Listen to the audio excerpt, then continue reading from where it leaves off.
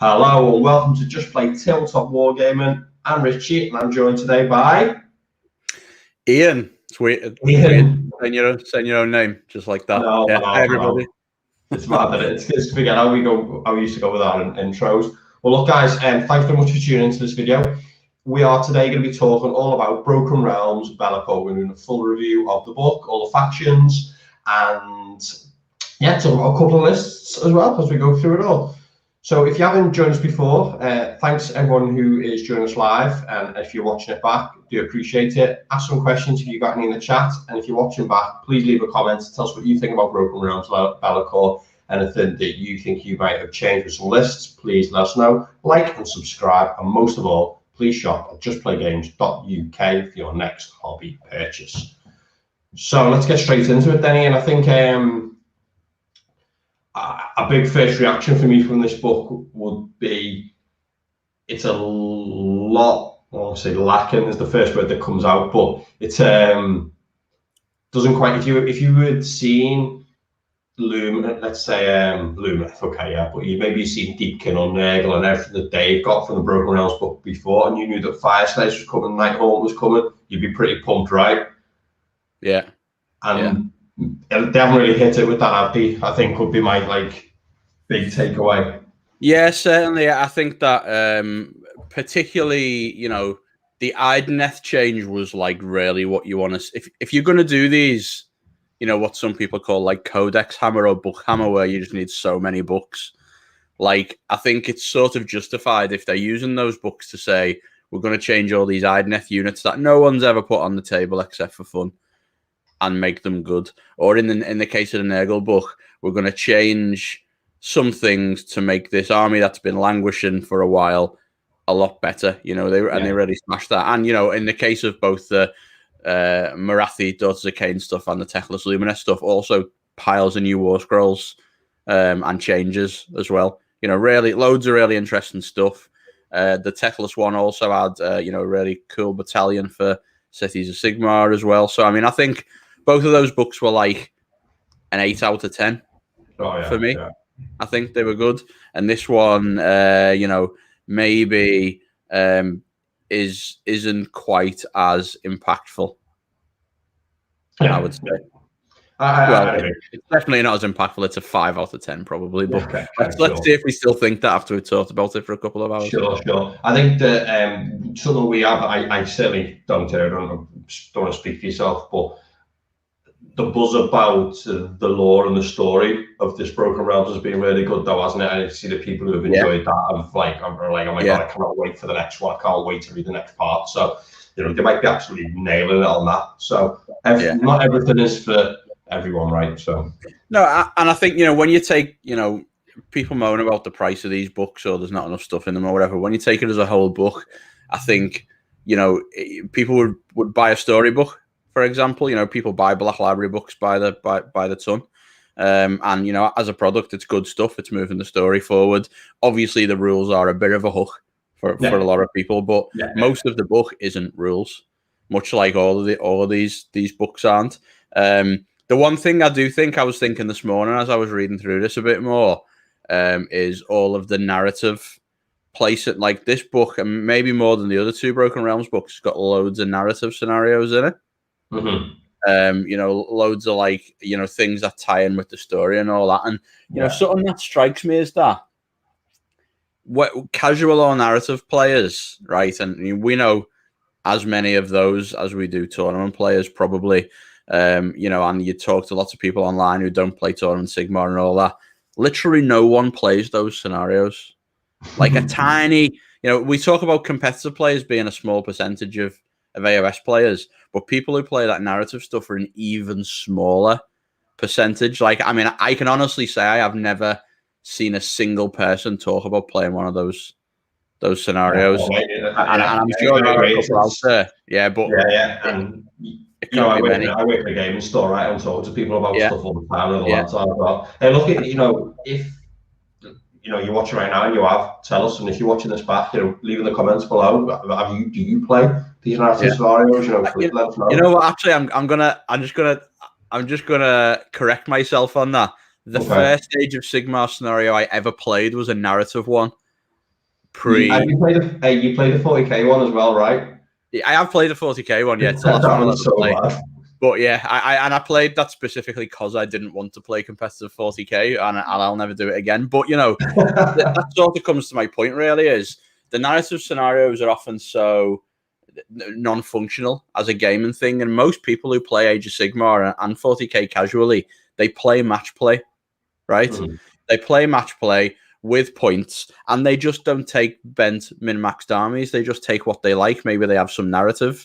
You know, Crusade in 40k is really good, like as well. But I guess the point I'm making is you don't need. Sorry, it's my phone alarm. You don't need narrative scenarios to play narratively or for fun. And it always strikes me when there's so many pages of a book filled with that stuff, and clearly someone's time's gone into writing them all. If it's not really used that much, couldn't the effort be better spent somewhere else? You know, it doesn't mean that narrative isn't supported, but you know, ultimately, open play and narrative play are also not very popular. People just use match play because ultimately, no matter what level you play the game at, people want to play armies that are like fair against each other. You know, and that's a chat I have a lot. You know, people come in the shop. You know, maybe talk about the books, the price. You know, how to get into the game, and like it's the rules for Warhammer 4003, guys. You know, Sigmar, if you want to play it, it's free.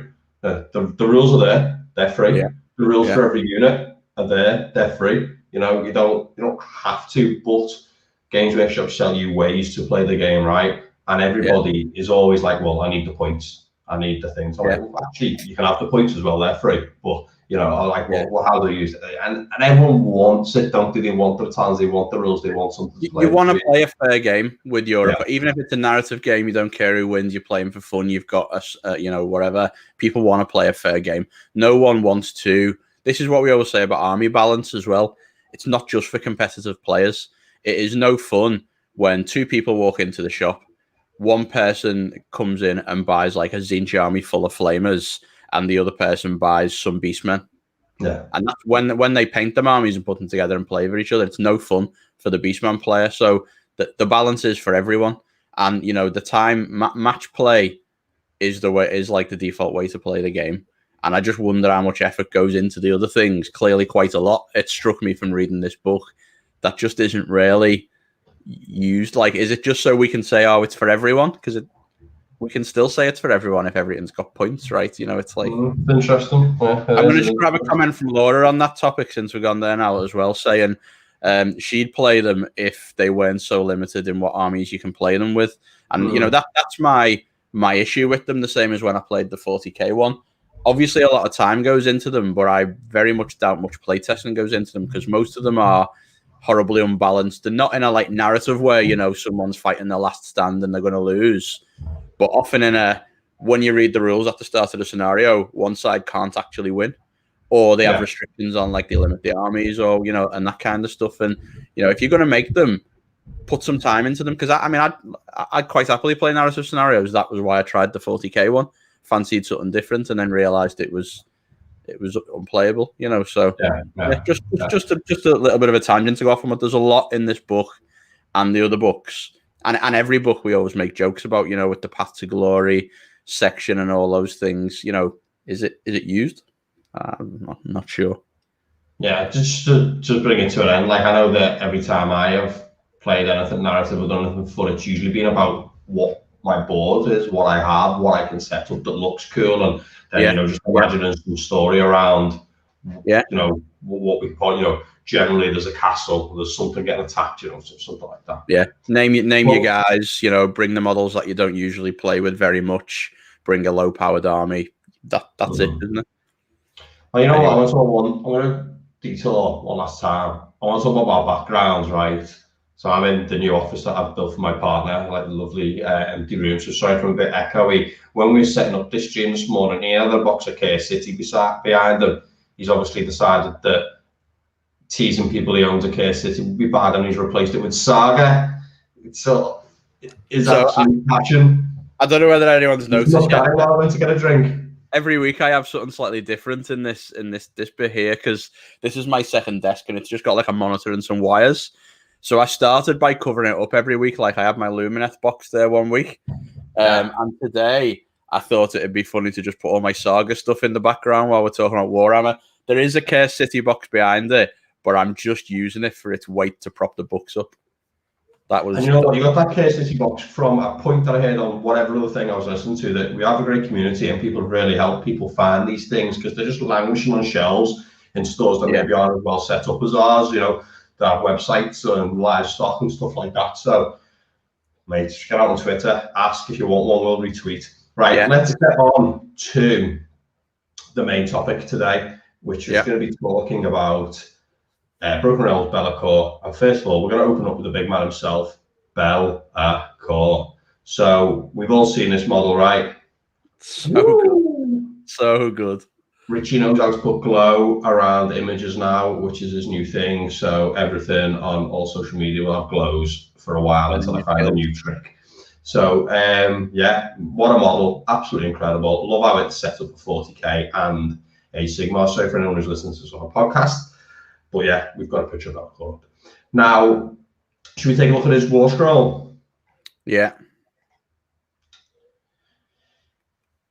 He's had a beefing up, right, Ian?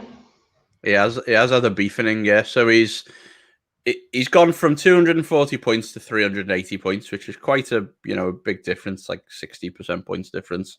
But he's gone up in wounds from 8 to 14, which is a lot, given he's got an ethereal save 4 up. Yeah. He's also got much bigger attacks now. So he's got 20 points of damage on him. The great majority of it with Rend 2 as well on 3s and 3s or better. So he's not the killiest model in the world, but he hits pretty hard with that Rend in there as well. And he flies and he moves 14 inches. Largely his War Scroll's unchanged. Other than that, he's still got his Enfeeble Foe spell, which is -1 to wound in melee, which is still a fantastic spell. Casts on a 6 still, which is great.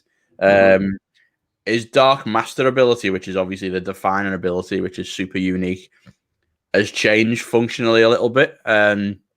So whereas you used to use it on someone, and before they did anything, they had to roll a dice, and on a 5-up, unless they got a 5-up, it failed. Now you roll it on a 3-up, and you do it at the start of the phase, and it's just for everything in the phase now, instead of ability by ability. So it's a little bit less time consuming to use. The odds are identical the other way around. You've still got a 66% chance of it going off. So it's pretty much the same ability. I would say opinions will vary on this, but I would rather have the other version of it. I do think this is worse. What's that?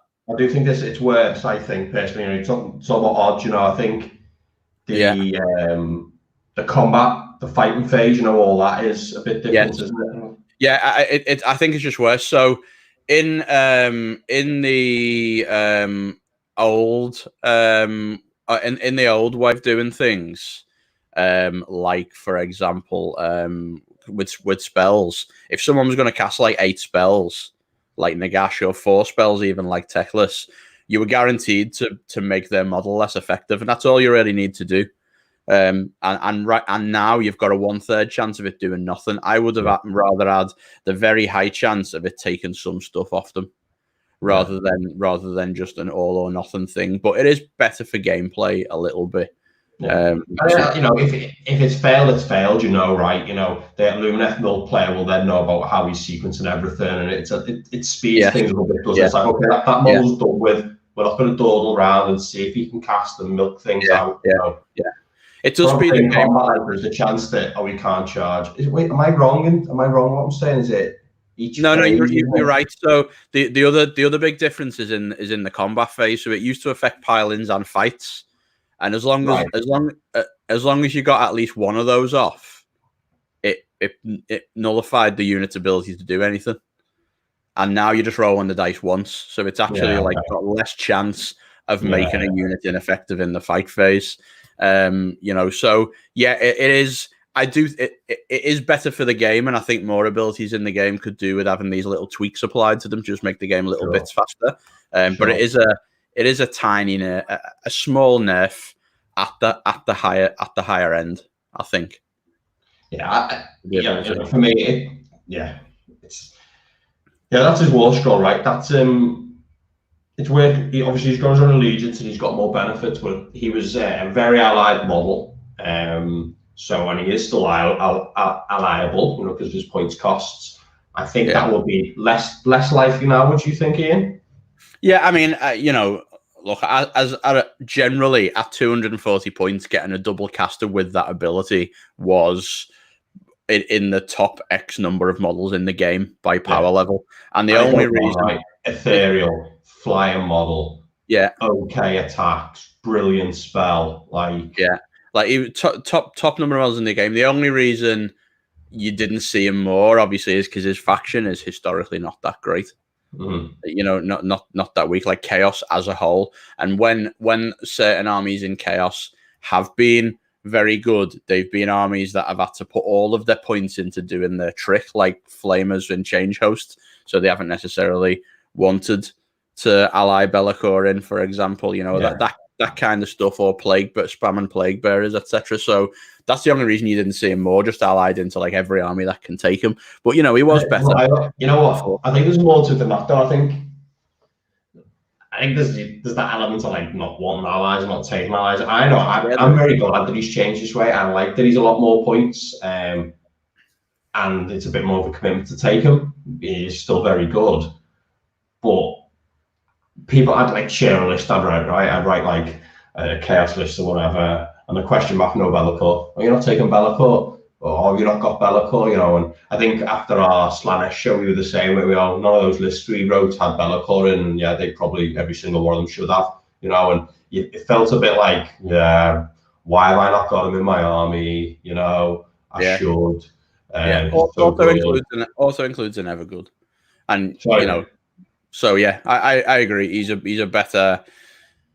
better model now in that way. Also, in some ways, you know, his wounds have gone up a lot, right? You know, like you could take an 8-wound model with that ability. You know, sometimes you don't always want to use Be'lakor turn 1. Sometimes you want to wait until you can maybe get, you know, you might double someone with them.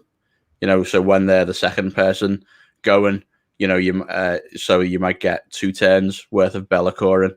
You know, for example, so you know you might not always use them turn 1, and then sometimes if you made that choice, you'd be in danger of getting taken off by mortals. I think it's still work when he was dead though. But no, I don't mean that. I mean what I'm saying is you might not want to use them. Use them turn 1, so you know they might just kill him before you use the ability. All I'm saying is I think you could use it even after he was dead. Oh, did that get ruled? Did that get ruled that way? Did it? I'm pretty sure that's how it was. Right. I thought the argument in that way was he's off the table. Does his ability still work? Yeah. But anyway, Well, either way, being beefier, you know, also as a double caster and the other stuff he brings, being beefier is decent. It's not that bad. And sometimes, you know, there's never a time in Age of Sigmar where having a big, powerful, flying, fast combat model is bad. Just a lot of the time, you can't afford to take one in your army, or you don't have or for most armies, you just don't have access to a good one. But they are generally very powerful pieces on the board, and being able to get that for 140 extra points whilst keeping all the other Be'lakor abilities does have positives as well. You know, so although he is worse overall, you could say as a general rule in a lot of armies, as a piece, he certainly does different stuff, and it's not bad stuff. And let's face it, if this War Scroll was the first time we were seeing it for 380 points, we'd be like, what is this bentness Games Workshop have come out with this time? Just because you know, we'd be reading that ability for the first time. What? So, and we'd be seeing his spells, capture, all that stuff. Also for the future, like when I seen this guy and I'd seen the Croak miniature, and then I seen this guy's rules, and I was thinking, all right, you know, is Croak just going to be Games Workshop like their War Scrolls to, once they've got an identity, to keep it, don't they? You know, you don't see them change a War Scroll. Yeah, which is a weakness. Which is the weakness of their game design, is the refusal. And I imagine we see just a fatter Croak, right? You know, bigger Croak, bigger buffer of wounds or whatnot, you know, and maybe some changes. But that would be my guess. And I don't mind that, because I think he could be more points, you know. But again, that will solve however many wounds he's got, right? Yeah, that will solve the problems that some people perceive in Croak, is that his, it's too easy to get a full army and him doing his thing. Similar to Be'lakor in a lot of ways. You make his model bigger, you give him more wounds, he keeps the same war scroll. I bet they're going to nerf his war scroll though, based on the amount of moaning done about Croak's mortal wound output. You change him so he can't sit on a Balewind because he's got the monster keyword now or whatever, and it's done, and he still exists, and maybe the rest of the army can get played for a change. Should we look at the rest of the Prince's Legion and the first Prince's Legion? Yeah. So I guess Legion of the First Prince is the Legion of Chaos Ascendant combined with the Legion of the First Prince from Wrath of the Everchosen. In terms of battle traits, they are almost identical to what was there before. The only change is the Be'lakor specific rules. So first Damned Prince, it used to be he rerolls hitting wounds if he had all four. It affect all the stuff is about basic demon units. If he had all four basic demon units within 8 inches of him, he rerolled hits and wounds, which is just the dumbest rule, right? So they've changed it now. So he only rerolls hits, but it works within 18 inches. So still a dumb rule because it's just never going to happen.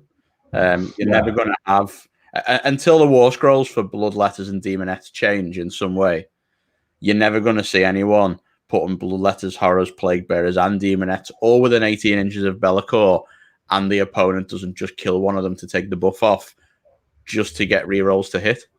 Like, this is just a pointless ability. It's I don't. It's like the one on the it's like the one on the Slaanesh guy who's on my shelf behind me, whose name is eluding me.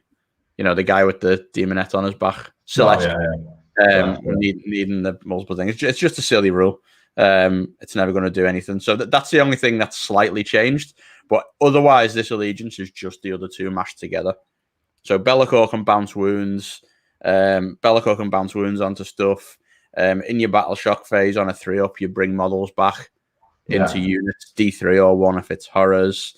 Everything in the army gets a 6 or feel no pain, which is, again, previously as well and the same now. Plague Bearers have already got one, and Pink Horrors have already got one at least, although it's not most of the wounds in the unit, but Pink Horrors have already got one. So it's a little bit of an overlap. But obviously it applies to all the other demons if you want to run the other demons in the army, if maybe they ever get decent War Scroll updates. And then they've got the Summoning, which is very good.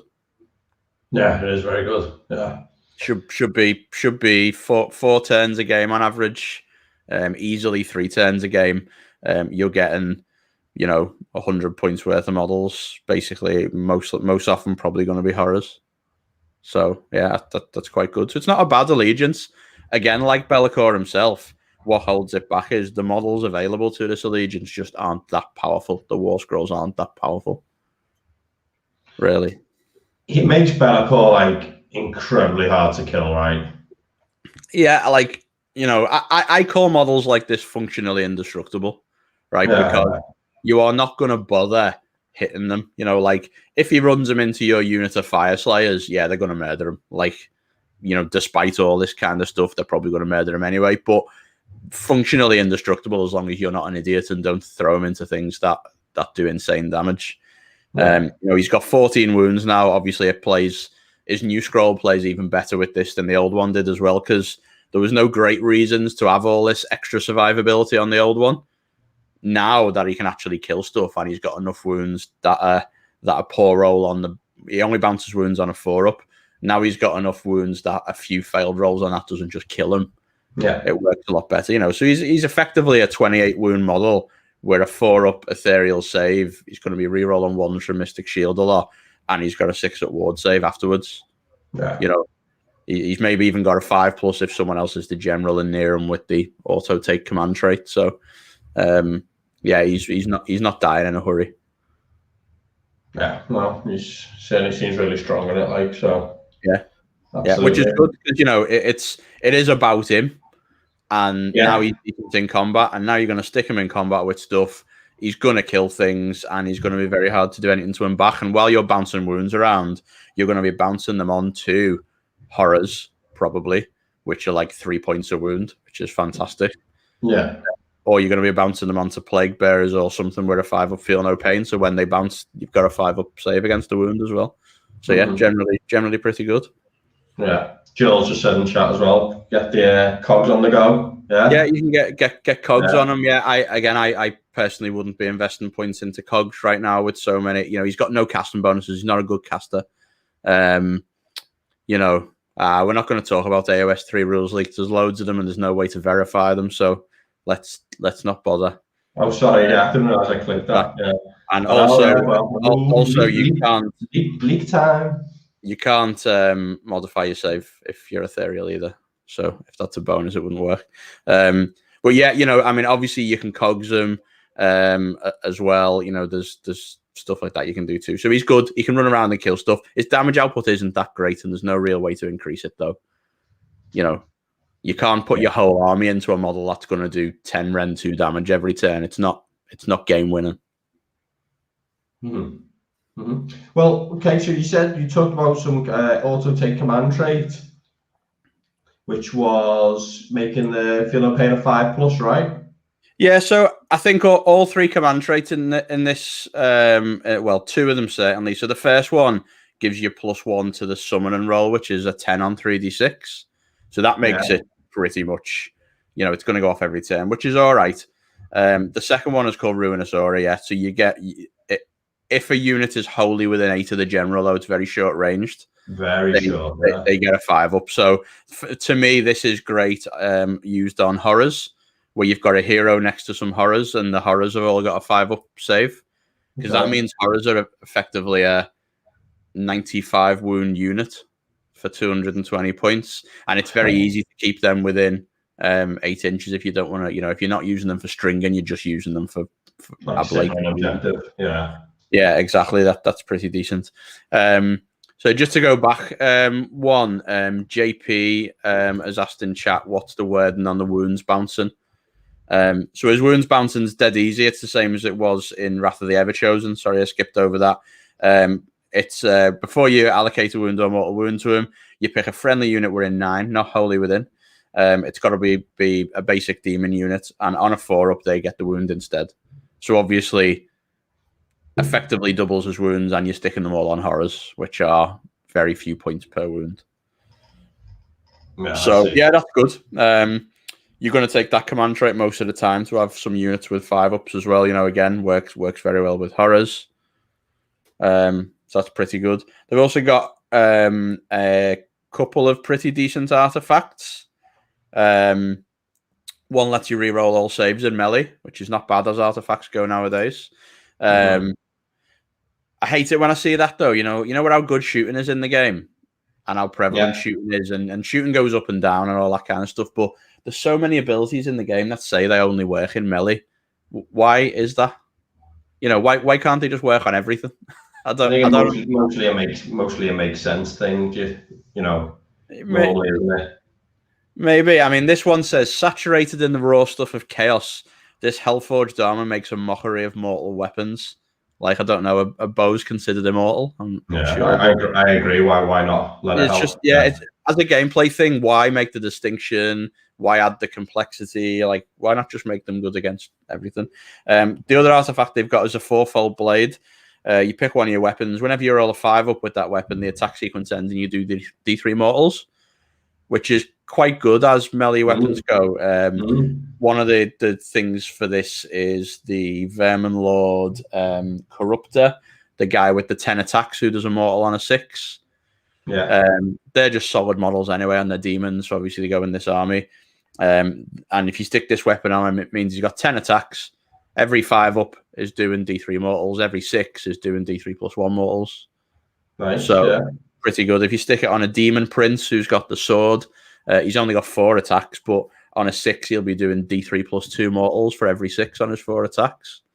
And on a 5 he's doing D3. So yeah, not bad as a weapon. The letdown is their spell law.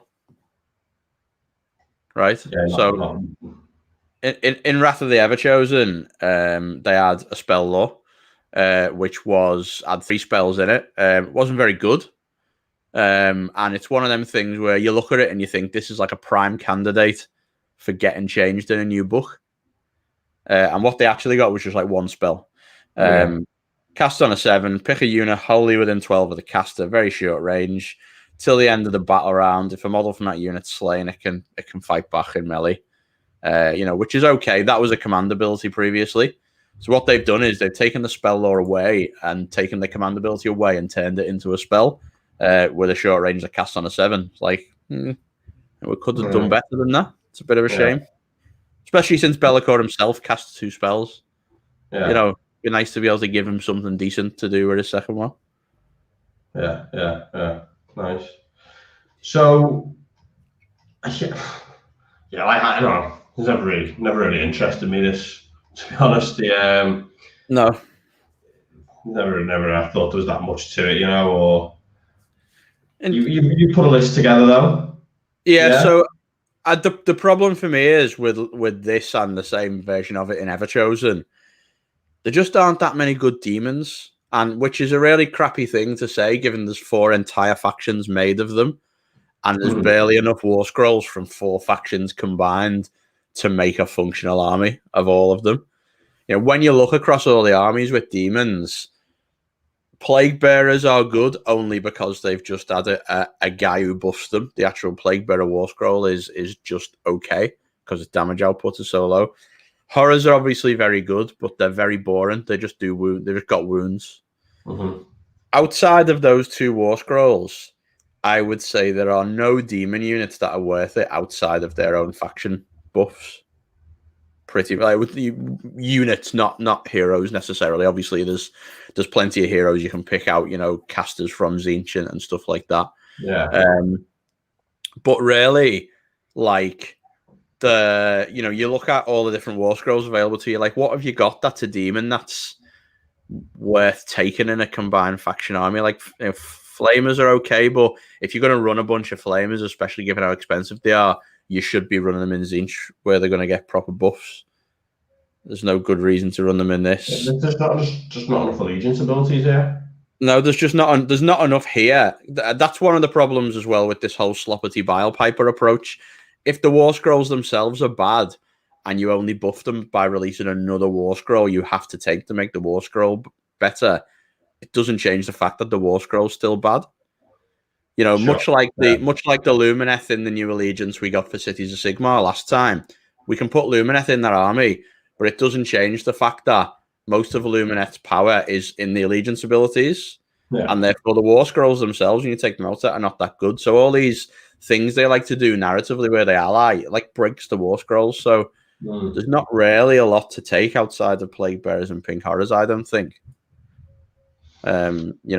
It's hard. Yeah, well, this is Ian's sort of first reaction as a list point of view. Then you put together. Yeah, just a bit of a draft. This really. So we got Be'lakor, obviously. We got a Slaves to Darkness Demon Prince of Khorne as the general. Obviously, very, very powerful command trait. Command trait ability. Very powerful command ability. He's also going to carry the Ruinous Aura for the 5+ saves and the 4-fold blade because he's not bad in combat, so make him a little bit better in combat as well. Then we've got some of the stuff from last Broken Realms. We've got a Sloppity Bile Piper, a Spoilpox Scrivener, 2 units of 30 Plague Bearers, so that's given us some beef on the board. And then 2 units of 10 Pink Horrors as well. So this has got 116 wounds on the board, but obviously once you factor those horrors in, it's really 240 wounds plus saves, plus summoning an extra unit every turn, plus adding D3 models back to these units every turn. On that topic, a thing you can do with Be'lakor, which is a cool way to abuse his ability, is because demons on a 1 get D6 models back when they do a battle shock roll.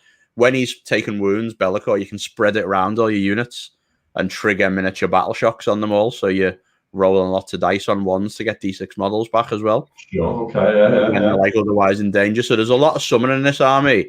And again, it doesn't look like anything. It doesn't do anything special. But when you think about it, it's got Be'lakor's ability, It's got the ability with the Khorne Demon Prince to really slow people down, and it's got okay combat. But what it has got is a lot of wounds to chew through, and a lot of summoning to chew through, and just like a ton of stuff on the board. And when you combine that control with all the wounds that you've got on the board and the summoning, I think this army could do something. Probably. You know, it is not by any means. I mean, we are not saying. I don't think we've talked up demons at all right now. This is like an army made to try to use this allegiance, but I don't think it is terrible. Like by a long shot.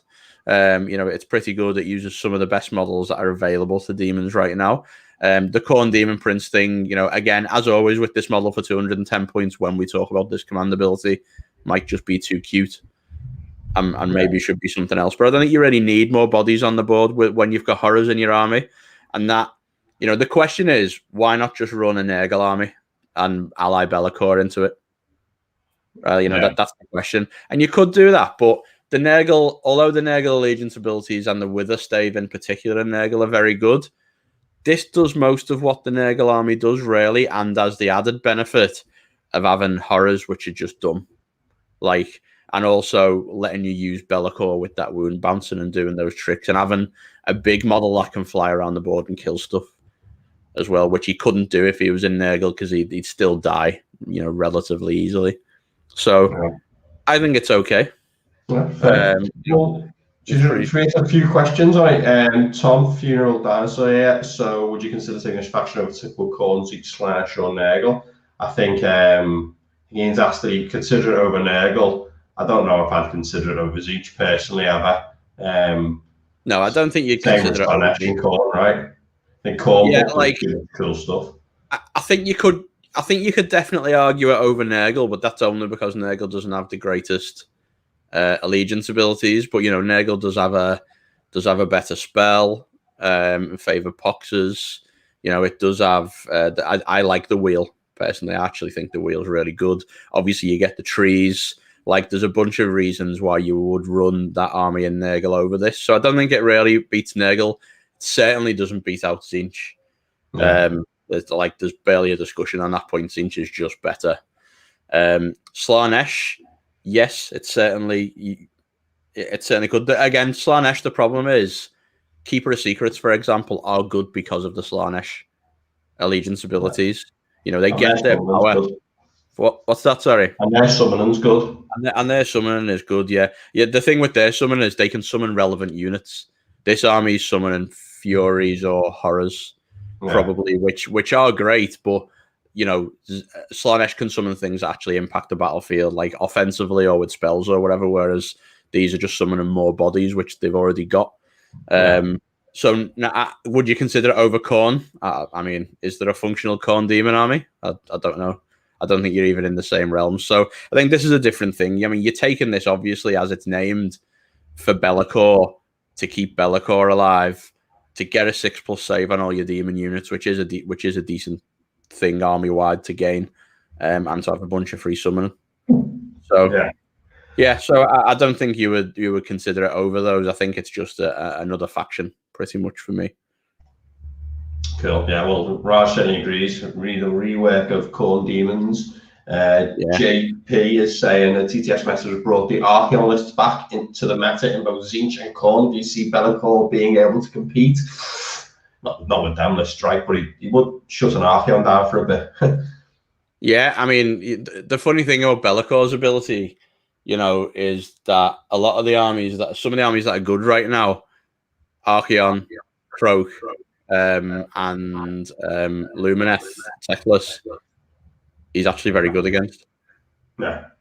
So, yeah, like Marty's saying, have you considered Kadai Fireborn? I don't know. I always overlook them. I don't know about you, but I haven't considered them. I'd forgotten about Kadai Fireborn. Actually, I'll be honest with you. Maybe, yeah, that could be a thing. They are certainly a good demon unit. Yeah, it could be something worth considering.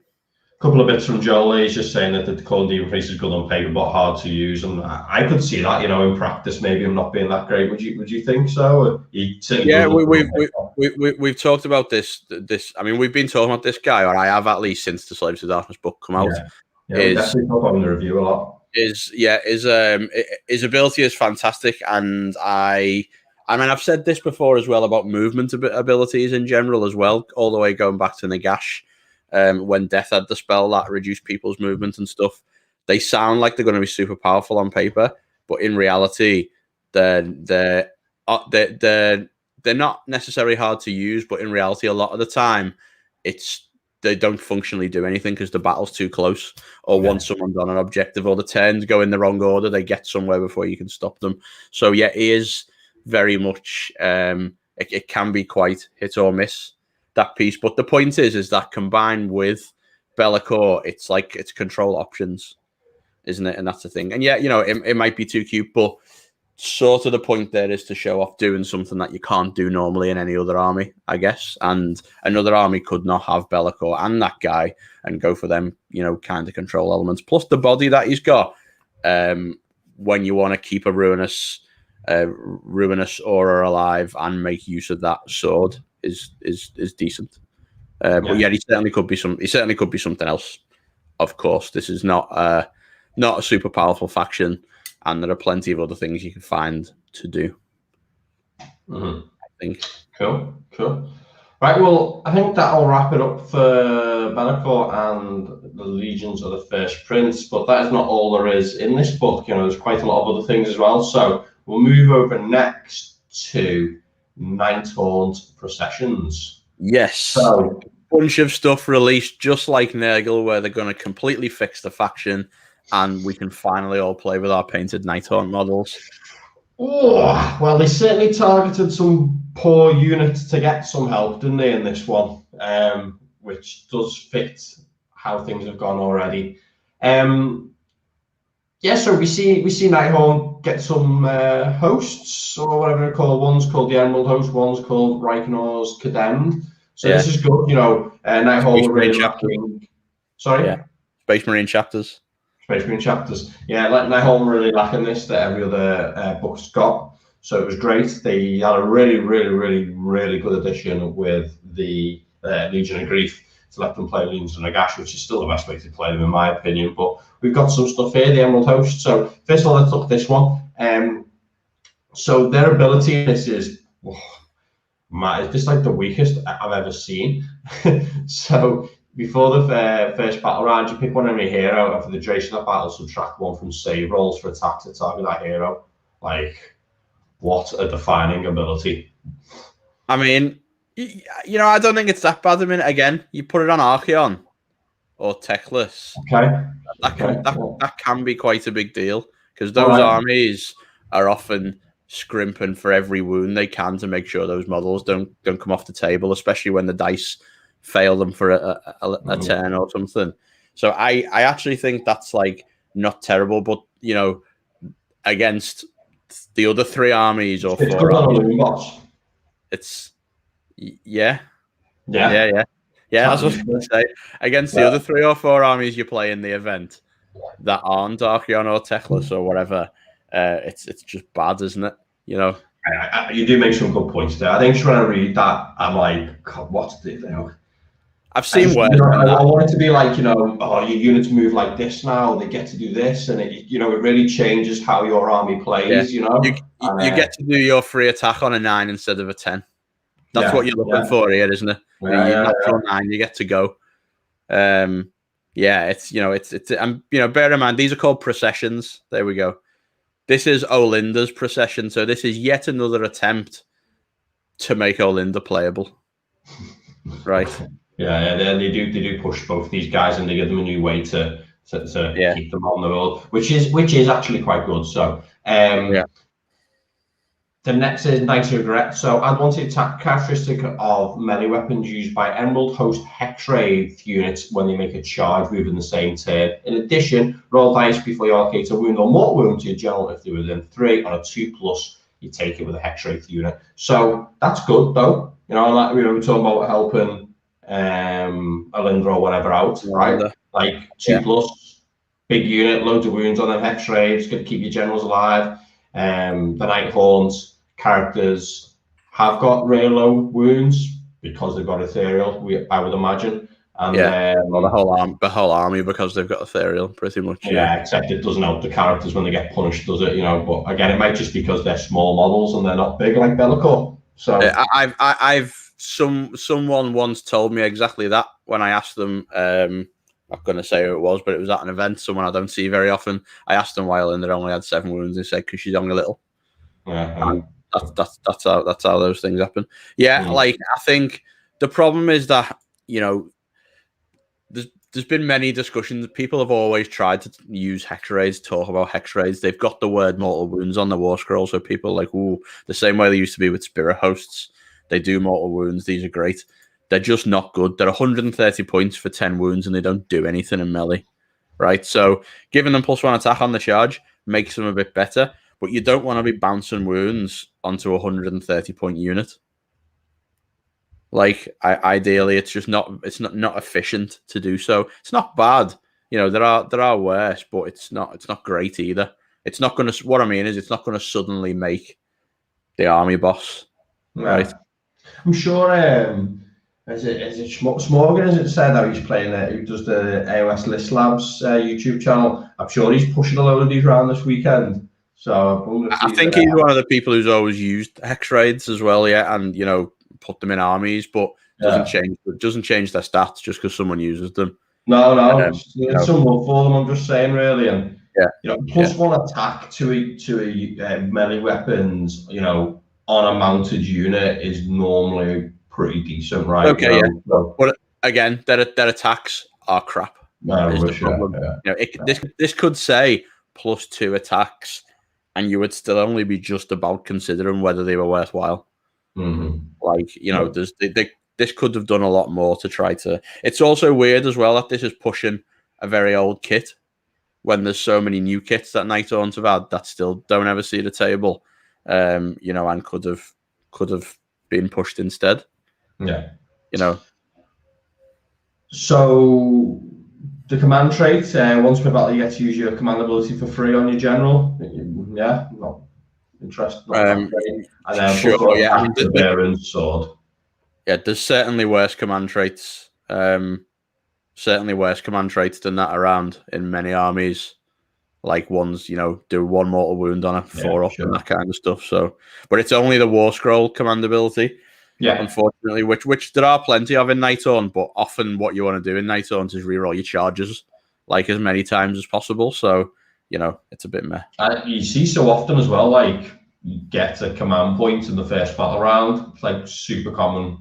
Yeah. In these, which is just better. Yeah. Yeah. And then the last one is an artifact of power that you've got to stick on a Knight of Shrouds, and this is great because Night Haunt do have loads of great artifacts to put on stuff. So it's great that you can dodge this one. Yeah. Unfortunately, the Knight of Shrouds is a character you want to take a lot of the time though, because he's got a good command ability. Yeah. That's a bit mess. I mean, overall. You will take him a lot. Okay, well, that's a bad allegiance. That is not changing anything for you yet.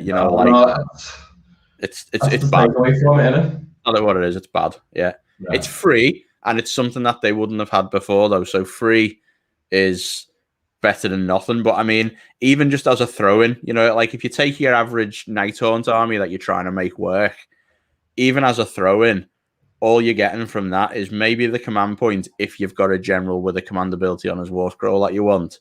You're not taking hex raids in most armies. You're getting an extra attack on your Knight of Shrouds, but losing a better artifact like +3 to move from the Pendant of the Fell Wind, for example.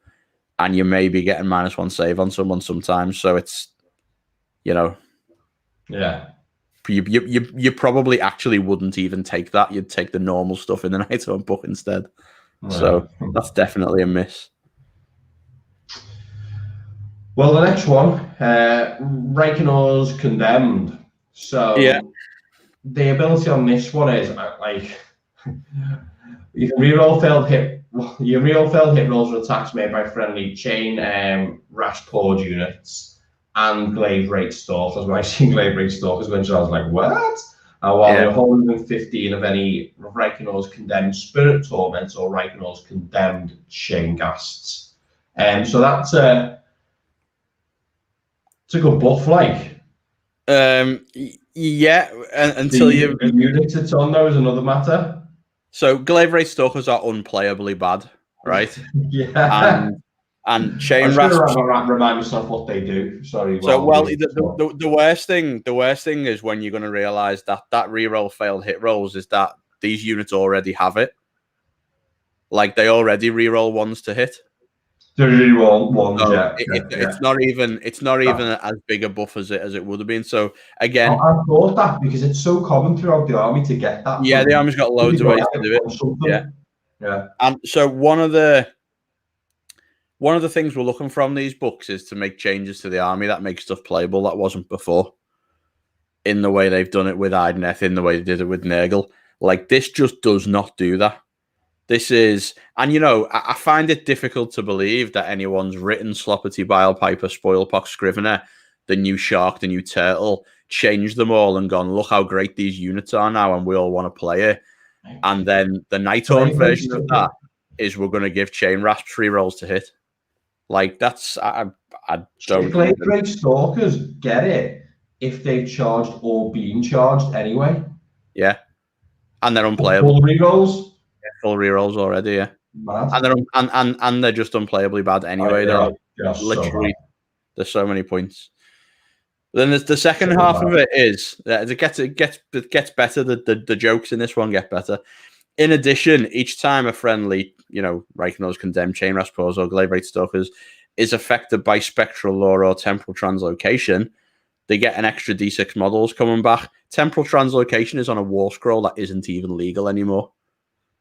Temporal Translocation was on the guy with the hourglass that was a limited edition model. Really? Yeah. Yeah. So that spell isn't even a legal spell anymore. No way. So this and by that I don't mean this ability should change. I mean that model should be legal. Like they released it. It was one of the best things in Nighthorn that made them actually more usable. And it's been taken out of legality. So yeah, getting D6 models back, sure. Or we can just play it in Legions in a Gash where we get them all back anyway. Yeah. So that's not doing anything. Acolyte of the Grimhailer. If Reikino's in the army, he's treated as a general in addition to the model chosen to be the army general, which is relevant in Nighthorn because the range of the Feel No Pain buff is bigger off your general than it is off everyone else. So, that's kind of okay. The Knight Shrouds as a general doing his thing as well, right? Yeah, to be doing the teleporting thing, which only works on generals yet. So that's fine. And you are taking Reikino the Grimhailer in every Nighthorn's army because he is fantastic as well. So that is that's a cool, but that's like one of them throwing abilities you want in the Allegiance, which it sort of is because it's in the abilities section. So they've got two, so that's fine. The commandability is you target Chain Rasp or Glaive Wraith Stalkers. We're in 12 of hero or 18 of the general, and they get an extra 6-inch move till the end of the phase. No one's ever unhappy with an extra 6-inch move. And what I do like about this one, in theory, is that the hardest thing about Nighthorns is you're using your ability to pop up and then you charge, and that's like the thing they do. Whether the units are good or not is a different matter. But you get closer, you get the charge off more easily. The problem is you can only use it on Chain Rasps and Glaive Wraith Stalkers. Yeah. If that first ability, instead of all that re-rolling messing about, just said Chain Rasps and Glaive Wraith Stalkers gain a rend, right? Then this might be functional. It might be actually, they've got a decent number of attacks. They've already got re-rolls. They can get re-rolls to wound as well. You give them a rend as well. Maybe these units could go and actually fight some stuff. Yeah. But these things don't make them fight and therefore don't make them playable. And the artifact is a corpse candle. So Reikino has this ability where you do a wound to something. Yeah. If it's your own, you get +3 to cast. If it's an enemy, you get +1 to cast. He gives this to one of your other heroes, which is but only once per battle, which is a bit of a shame. So that's okay. +3 to cast once a battle. Nighthorn wizards need that to get off some of their good spells that they have got access to. That's an okay artifact. But yeah, that's the two processions. I mean, I don't think no vibes here. neither of them makes you want to lose the command abilities and artifacts in the Nighthaunt book. Right. Yeah. So you would not take either of those because that is one of the few things they do have is good command abilities and artifacts. No. So I don't think either of them do anything. No, I'm not impressed on these. Well, we've also got 2 War Scroll changes. Yeah. So this is one of the most bizarre ones I've ever seen in my life. So Dreadscythe Harridans are the flip side to the. Oh, I'm definitely having a morning for remembering things this morning. This must be what getting old is like. The guys with the 2-handed swords who can retreat and charge. Blade, Geist Revenants. Blade, Geist Revenants, yeah. So the reason and this War Scroll that you've picked up hasn't got the weapons on them. The weapons haven't changed. They're 3 attacks each, 4s and 3s, run 1. This is off the community website, yeah. 1 damage. Now, how these have changed is they used to do 2 damage on a 6 to wound. Now they do 2 hits on a 6 to hit. Yeah. Which is a buff, like quite a big one, percentage-wise. And the -1 to hit ability works 1 bravery higher now. So now anyone with a bravery of 6 or less, which is functionally 7, because Nighthaunt give you -1 bravery while you're near them, get -1 to hit. Bravery 6, 7 or more before, wasn't it? No, before it was less than 6. So they had to. Before it was. I will check that in War Scroll, but I am pretty sure that it's gone. Look at this one. Yeah. I've got it up now. It was if they have a bravery characters for 6 or more. Yeah. Yeah. So that's only a wording change though. So they used to have to have bravery 5 for it to work, which was functionally 6 in Nighthaunt. Now it works on people with bravery 6, which is functionally 7 in Nighthaunt. So that's been buffed by 1, and that's quite a big change because most units in the game, or a very large amount of units in the game, have got bravery 7. And previously, they worked on very few things unless you like cast a spell to trigger it. So now it works on most things, and these are 90 points since the last round of General's Handbook changes. These are 90 points for 5, and you can get them 320 for 20 of them. Now, 90 points for 15 attacks, 4s, 3s, Ren 1, 2 hits on a 6, moves 8 inch and flies with an ethereal save of 4+, and -1 to hit them. It's pretty aggressively costed, really.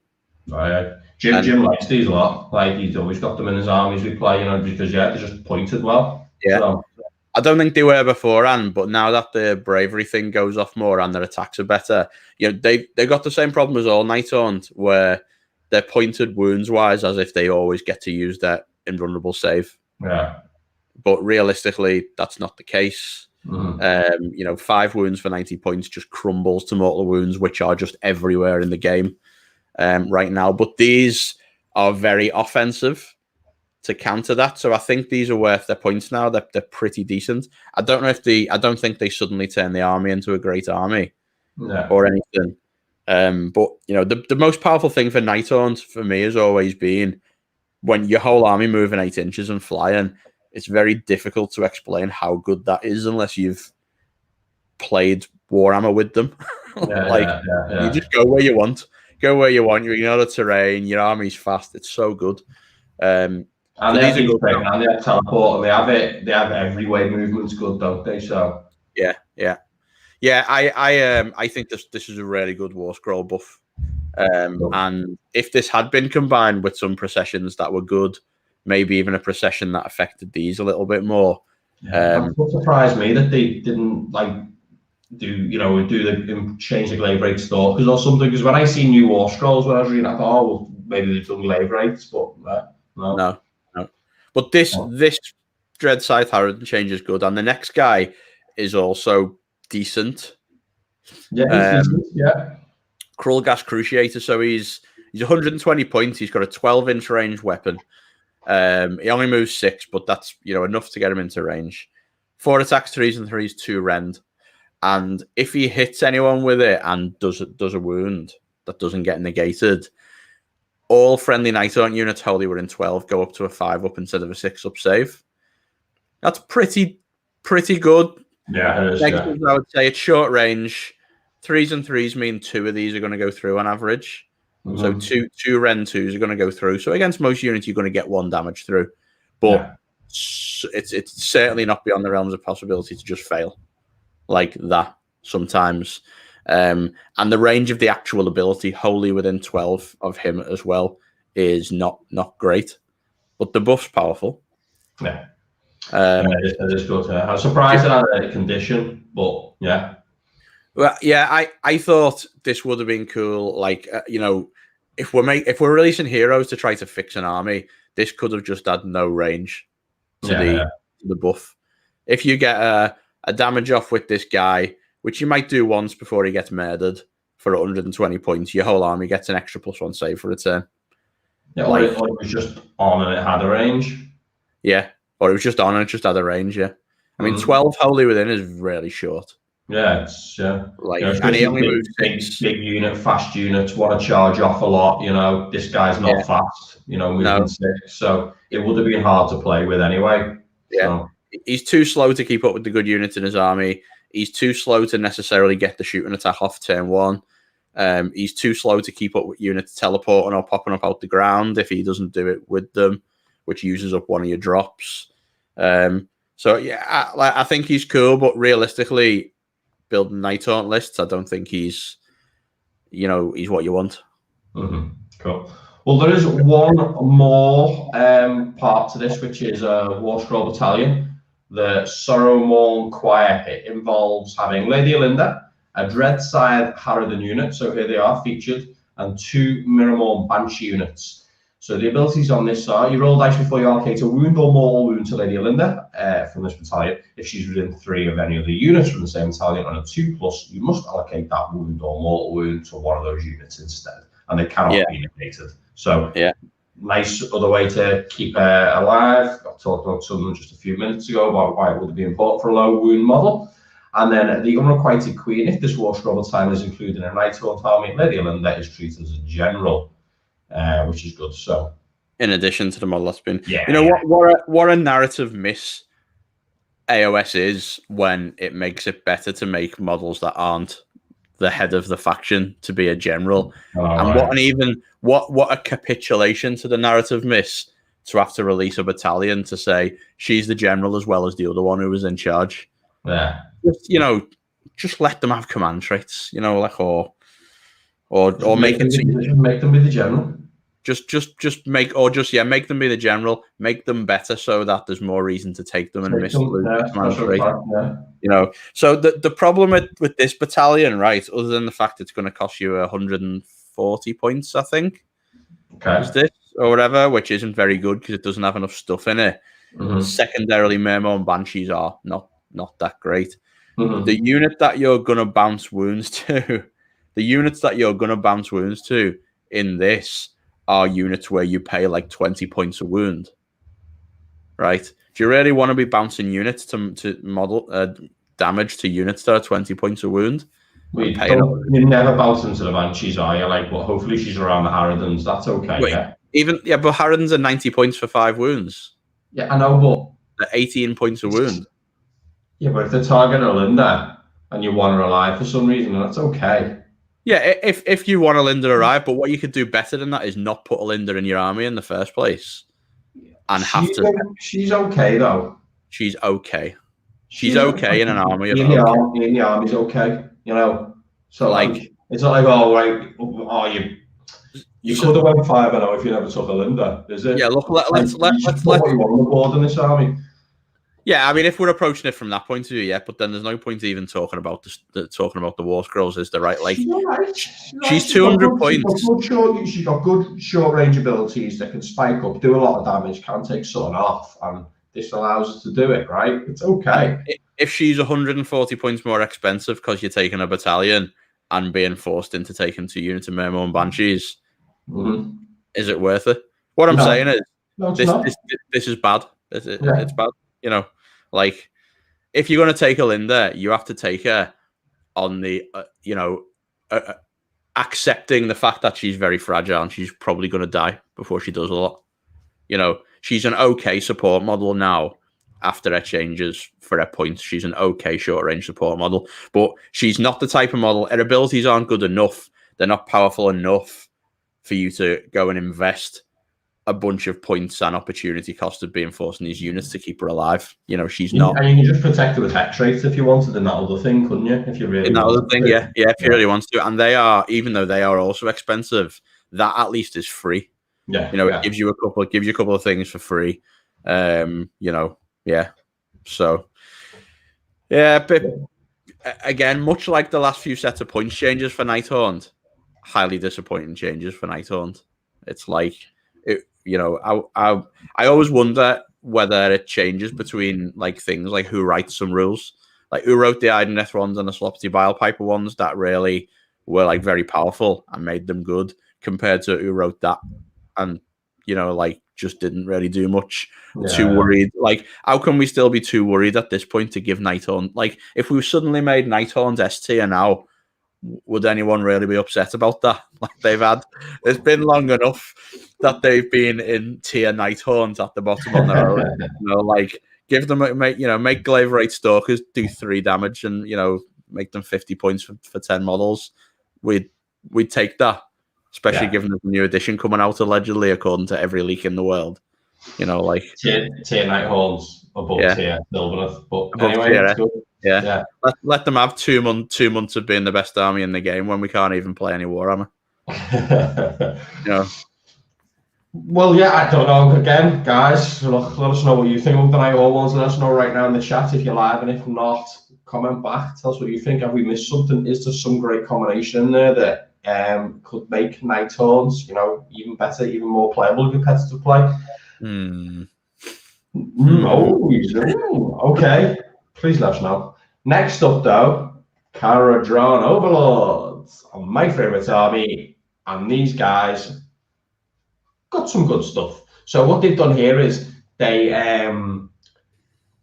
given them some triumphs they could use in addition to the triumphs in the book, which are already very good. And these triumphs are based around the characters in the army as well, so it's giving a little bit more identity to each of the characters and allowing them to do special things with their ones. So there's 3. They've done one for the Aether Chemists, the Navigator, and the Endrin Masters. So the first one for the Aether Chemist Guild is Overcharged Etheric Augmentation. I'll shorten this one down, but basically, if you get to spend the command point with these, it allows you to use their what's it called? Exact word for it. Aether Augmentation ability on a unit that is in a garrison. Now, like that's pretty mega. It's a good ability. It allows you to reroll wound rolls of 1 on a unit, and yeah, you can do it to something you garrison with, which is huge. There's so much stuff that they put in this that they stopped in garrisons. And it's just fantastic that you can do that to one of your big garrison units. You know, you use the Thunderers or something that you might have in them. I certainly have used the Thunderers in them, so that's a really good change. And in addition to why it's really good is you're going to use a gold in every phase, and this is in the hero phase. So if you're like trying to have a big turn of shooting, it allows you to spend triumph in the shooting phase to buff a unit, usually with reroll wound rolls, and it allows you to now in the hero phase to also give reroll 1 to wounds or something. So it helps you spike that damage up even more. So it's pretty good. Yeah, and we definitely needed an army with a bunch of shooting to have more ways to do more shooting damage. Makes me happy. Great change. And that's the best one. So like really that's the one that you're going to see a lot. And I haven't been using chemists in my list that I've been playing, but it would really make me rethink about that. And I've got a list or 2 just to show you the comparisons of what I would think about changing. We'll get to those in a minute. Now the second one is for the Sky Vessels, though, to give the Sky Vessels something different to do. And this is if you've got a Aether Chemist garrison in the Sky Vessel. And this is the same for other ones if you've got the Navigator garrison in the Sky Vessel, etc. So on this one, you can pick one missile weapon that's in the Sky Vessel's arm with, and you can reroll room rolls of 1 for it for that phase as well. Nothing on a 3. So no, but it's not better than what there is now because you can reroll wound rolls. and you do it with pick to shoot, and it's the same phase. So but it allows what I wasn't sure with here is when you pick a charge and choose a charge.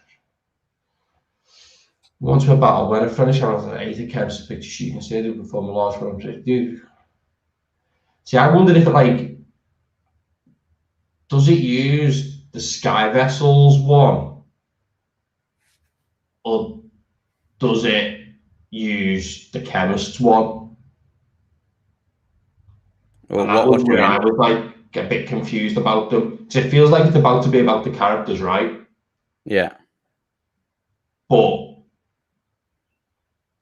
so is it the Sky Vessels gold that's used, or is it the Chemist's gold that's used to do that one? Oh, right, okay. You see what I'm saying? Because that's quite good, because it'd allow you to blow an Arcanauts, an Ironclad's gold to use the Triumph to shoot better. Yeah, I'm pretty sure. It allow it to use it to keep its save rolls, while you could use the Chemist on it to make it shoot better. You want to keep the reroll saves really if you can. Ideally for an Ironclad or a boat, it's very good. Yeah, I'm pretty sure you're using the boat's gold with that, because it's once per battle when a friendly Sky Vessel. Yeah. And it has an Ether Chemist. Having the Ether Chemist in the garrison is just a condition of using the ability, isn't it? Whereas it's the Sky Vessel using its gold. Yeah. Anyway, I agree. Well, yeah. So the next one is for the Navigators. So when you attempt to dispel the spell, or dispel or unbind the spell, they can re-roll it. So before though you make the roll. So again, not great. And then the other one for the Sky Vessel on this time is allows you to add D6 to the movement characteristic until the end of the turn, and you can re-roll run and charge rolls for the Sky Vessel. That's quite good. If you want to get around, you want to charge, you want to go in with a battering ram or something on Ironclad, tag things up. So that's not too bad use if you've got a Navigator. So I quite like that one. Yeah. But again, as you say, Zilphan can auto move 6, but the reroll run and charge is all right. Then the next one with the Engine Masters, which are like the fixers. So it allows you to use their Commandability to allow engine rigger units to re-roll their fixing roll. So on a full 6-man unit, 4 update with heal a wound, you get to do that for free. So it's like a free command point job. But again, it doesn't talk about using command abilities. You use the command ability for free, not command points. So no extra command points. But and it increases the number of wounds healed by 1. So yeah, it's okay. It's got the best name, the Gaffer's Motivation. Gaffer's Motivation, yeah. Yeah, that's a good name. So that one's okay again. And then Blow the Magazine, which is a pretty cool one. And basically, when a ship's destroyed that an Engine Master is garrisoned on, you can roll a dice on a 1 off that happens. On a 2 to 3, each enemy unit within 3 suffers a 1 more, 4 to 5, D3, and on a 6, they take D6. And then you remove the vessel, and then you get your crew out and that. So, only enemy units take that explosion damage as well. Yeah. Very clear. So they're not very good overall compared to what we've got now. Well, we always got to have what we've got now is the obvious question there, right? Yeah, and their options as well. Like some of them are. The gun one obviously is particularly good, but some of them are options. Yeah, the chemist one's really good. Really good. Like it does make me feel like I want to take a chemist in my army now. And a quick detail about this: it's not really list building worthy, this, but the army that I'm most passionate about, so I thought I would bring it up at least. This is what I'm playing right now, all the time. A Krull Gas Cruciator. Pardon? A Krull Gas Cruciator. Oh, that's gone. Are you lagging? Yeah, maybe. No, I think it's probably you.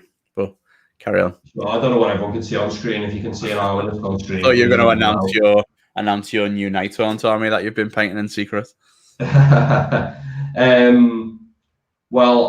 I don't know what to say about that. If you let me know, guys, if you can see an army or not, but I'll start talking through it anyway. So the one I'm playing all the time right now is Barrack Zilphan. I've got a Navigator and I've got an Engine Master with the Engine Harness because I still quite like the heals. And he's got the big part of this is the Navigator's got the command trait Stormcaller, which allows you to make his ability more effective to slow down flying units, and he's got the Void Stone Orb artifact. I like the auto unbind against all these casting armies that are out there. Really feel like I can swing a turn round, stop Teclis getting his 5-up save off, make Teclis make different decisions. So I quite like that one. 2 into 10 Arcanauts, 2 frigates. That all goes in the oh my god, what's it called? The Iron Sky Attack Squadron. Then I've got 2 into 10 Thunderers, 3 into 3 Ether Wings. The Thunderers are going to jump in an Ironclad, and yeah, that's where I'm not being about Warp Lightning Vortex, etc. So I think at a minimum, I would probably drop the Endrin Master now and take a Chemist, because I just so good. Me 2 into Thunderers now, being able to say like in one turn where I'm really going to go for, I'm going to reroll wounds on that unit, and this one's going to reroll ones is just super good. And then I can go alternate it back the other way again. I can keep getting the Thunderers that help they need. So it's boss. They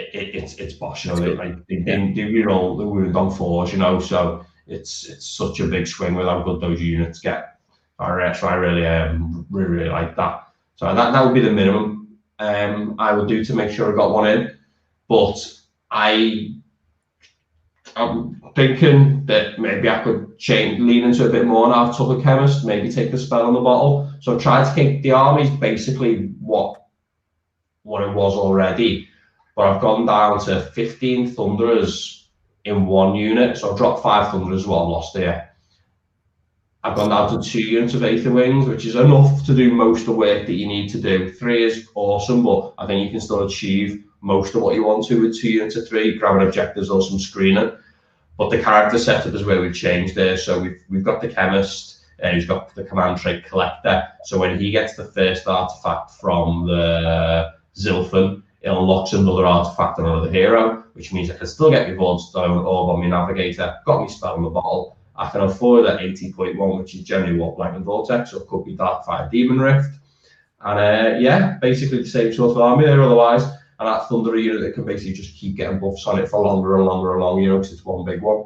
But pretty cool. Yeah, just slight detour, but I think it would make me want to take a Chemist even more with how good that one is.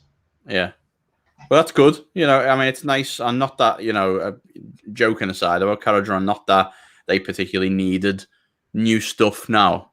But it's nice when the stuff in the books gives you some new options, makes you maybe rethink your armies a little bit and gives you some different stuff to do. Yeah. They also got a War Scroll Battalion, which is, nothing, basically. It's Zilphan Battalion, which means you have to take an Endrin Master in a dirigible suit, who's named, obviously, 2 into Endrin Riggers or Sky Wardens, and they get to add 3 to move characters to the units in the battalion, so that's nice, make them a bit faster.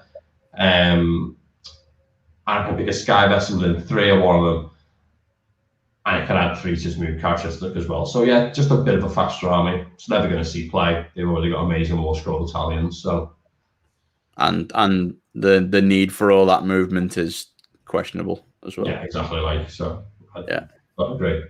And no, rather I'm not drinking a pint of wine. I don't drink wine. Yeah, it's also not beer. It's just presumably juice. I mean, either that, or the thought of talking about this book was driving you to drink potentially. Hey. Well, let's move on to the Seraphon section. Yeah, that's the Seraphon section. Yeah, so no, little bit sad. I'd hope to see some Seraphon War Scroll changes. So again, Seraphon have got this problem where a lot of the War Scrolls are like what you mentioned before. They've got do this thing where they just keep War Scrolls the same and never change them. And most of the War Scrolls in the new Seraphon book, it was a little bit disappointing for me. They didn't really change an awful lot. What mostly changed was like some command abilities. We got the temples and that kind of stuff, but there wasn't much there. Also, we only got like 2 temples per allegiance. I was maybe hoping we get a new one of them, just expand the book out a bit, because when the Seraphon book come out, it very much felt like an old book, like it was missing a bunch of stuff like the old books are. Yeah. And I was hoping they'd expand on that, and they haven't, unfortunately. So no Croxagores for me, or anything like that, getting a bit more interesting. But what they did get, somewhat surprisingly, but maybe unsurprisingly, was the 4 endless spells from Malign Portents now have from what? Sorry, Forbidden Power. Forbidden Power. Yeah, Malign Portents are now have bound versions, and they go up by 10 points. So bound Laukon the Soul Seeker, bound Soul Scream Bridge. I don't think any of these things are things you would necessarily take or use. Bound Horrorghast, bound Shards of Valagar though is a little bit interesting. But whereas in the past we've said that the Ritchie particularly is hot on this topic, that endless spells were at least one thing that made you consider not just auto taking the turn when you win the turn roll. Bound spells sort of messed with that, but I'm okay with it. I think it's a fine mechanic. Leans into the whole Slan of the Masters of Magic thing and all that. But this spell, Shards of Valagar in particular, is interesting because it's a very powerful spell. But it's not controlled by the person who chooses the turn. It's controlled by a dice off at the start of the turn normally. And it's also priced very aggressively. It's 30 points normally. You still don't really ever see it because it's a turn roll. So now there's a bound version of it for 40 points. And only the Seraphon player can move it. So it's actually quite a big change for this War Scroll because previously it didn't obey the normal rules and now it definitely doesn't. So this spell basically gives any unit in the line between the two models -1 to hit, which is obviously a very powerful ability that we actively chase a lot in Age of Sigmar armies, and halves their move. And now it's only 40 points and only the Seraphon player can use it. So that is pretty decent. Yeah, it's really good. Especially for an army where in a lot of builds, what the army wants to do is like skirmish around, dodge about, like throw some spears at you without you getting to it and all this kind of stuff. Yeah. Pretty decent. Really, I think. Yeah, really good. Do you think they'll take it? Random thing. Well, I think, I was super excited when the Seraphon book come out and I immediately lost all my interest because the book was so dull. Yeah. And obviously the army nowadays is pretty much a croak army with a bunch of bodies on the board, which is largely what it's always been when it's been good. Yeah. And so, do they need this kind of ability? No, not really. No. Is there another functional army build where what they want to do is like have a good scrap with you and they're quite good at that and they really want -1 to hit abilities? No, not really, until they get some War Scroll changes. So it's a powerful thing. I saw some internet reactions that were like, oh my god, this is so broken. Yeah, like whatever. It's good. Is it a thing that they should really have access to? No, because it just changes the endless spell too much, in my opinion. Breaks its core thing that it sort of did, which was no one has any guaranteed control over it. But yeah, it is what it is. In the grand scheme of things, relatively irrelevant. Yeah. No. Very powerful though. Might see you home sometime. We'll see. Yeah. So you got a War Scroll battalion as well. Now, fantastic box set. This one though, fantastic box set. Unreal. Yeah. Like they've nailed it with some of these box sets at times, and this one's an absolute beaut. So we've still got we've got these still. I wish I could say I had them to send you right now, but Games Workshop going out to drink. So anyway, Celestial Stampede. So it's a Stegodon with a Skink Chief, which is if you want to run the dinosaur versions of these armies, which I do still think is a very viable army, by the way. Yeah. Is the army that I have assembled and half painted and is probably would have seen some play for me had it not been coronavirus times. Stegodon, a Skink Chief, an Engine of the Gods or a Stegodon, and Bastillodon. So all good units that you want to see quite a lot. The Stegodon with the Skink Chief is a unique named character though, which does change the maths a little bit because the good stuff that the Stegodon with the Skink Chief does is all about stacking artifacts and things on him, and you have this like missile dinosaur.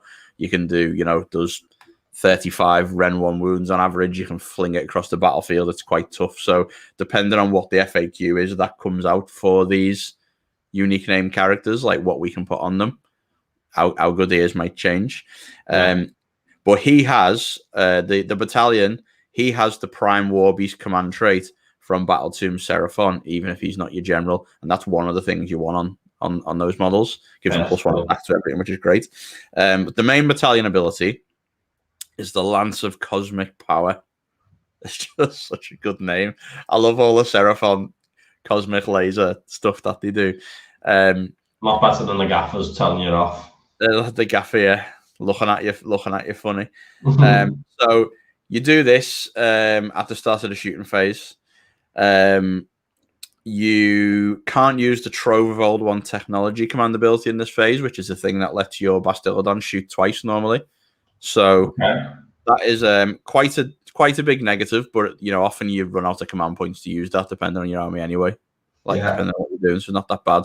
Pick an enemy unit within 24 inches of Star Warden Icto, and you roll 1 dice for every Engine of the Gods in the battalion that's within 24 inches of that enemy unit, 2 dice for each Bastillodon with a solar engine within 24 inches of that unit, and for every 2, that unit takes D3 mortal wounds. So Engine of the Gods are not very good now, really, so you don't really want to be taking them. But if you do, you get 3 dice on 2, so it should generally be 3 D3 wounds on something within 24 inches mortal wounds, which is pretty decent, 6 mortals. The question is, there's some opportunity costs here. Number 1, to the Skink Chief and what he can take. Number 2, really to make that ability good, you want to take the Engine of the Gods, but you could take a Stegodon instead. And then there's you want to take a Bastillodon there as well. And it's 140 points this battalion. And does a battalion do anything, do you think? If you were doing an all dinosaur build or something, does it get an extra help? Yeah, it does, because I think the way that this army is good is good when it's very low drop. And what you can do, the mats on the guns for this are actually very, very powerful. The army that you can build with these Bastillodons and stuff in it will kill Teclis on turn 1, even on below average rolls, for example, which is one of the bits of mats I've done before. So what's a normal army look like? Just loosely, it's 7 or So a normal army with this is is approximately 5 dinosaurs. With a couple of battalions and a bunch of skinks for battle line and bodies on the board, and maybe a unit of salamanders, depending on what way you go with the battalions. And you can get it to about 4 to 6 drop, depending on what you want to do. You trade drops for more shooting, generally, basically, in the army. So it looks roughly like that. So this battalion is worse than the other one, because the other one just gives you rerolls on stuff. It makes your Stegodons go faster, farther, reroll the saves, reroll the damage in melee, etc. So do you want to be Thunder Lizards? Yeah, so if you're taking Bastillodons, you're going to be Thunder Lizard, because you want the rerolls, you want the extra shooting command ability. Cool. So I don't think this battalion replaces the other one. I think the cost of having to take an Engine of the Gods, which you would normally try to dodge, is not good. You don't have to take the Engine of the Gods, but if you don't, you're rolling 2 dice and doing 2 D3 mortals for 140 points, ultimately. What would you have a Stegodon? Which is, you definitely take Stegodons. Stegodons are super good. Yeah. Stegodons have got a pretty good bow attack on the back. They're pretty tough in combat for their points, especially when they're in Thunder Lizard. They do pretty decent damage output. Stegodons are a good, solid unit.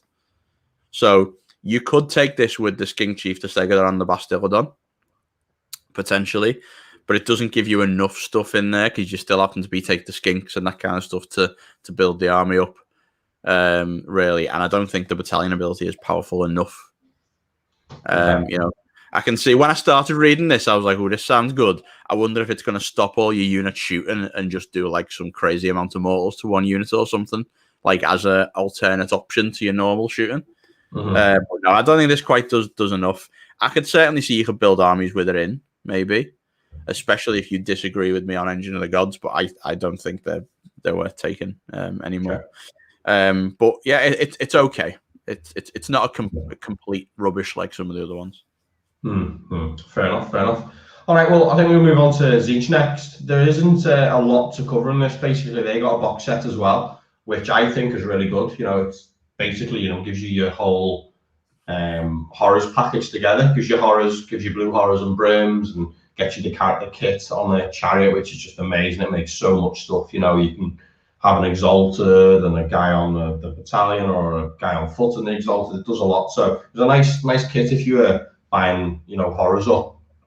That is the good thing that's come out of these releases is all these new battalions that have got very desirable units in them for a cheap cost. The Lizard one, incidentally, as well. The other thing about the Dinosaurs one is they're all Games Workshop only, web store only models, and now they're in a box you can buy in your friendly local game store / justplaygames.uk as well. So they with way more discount. Like with way more discount.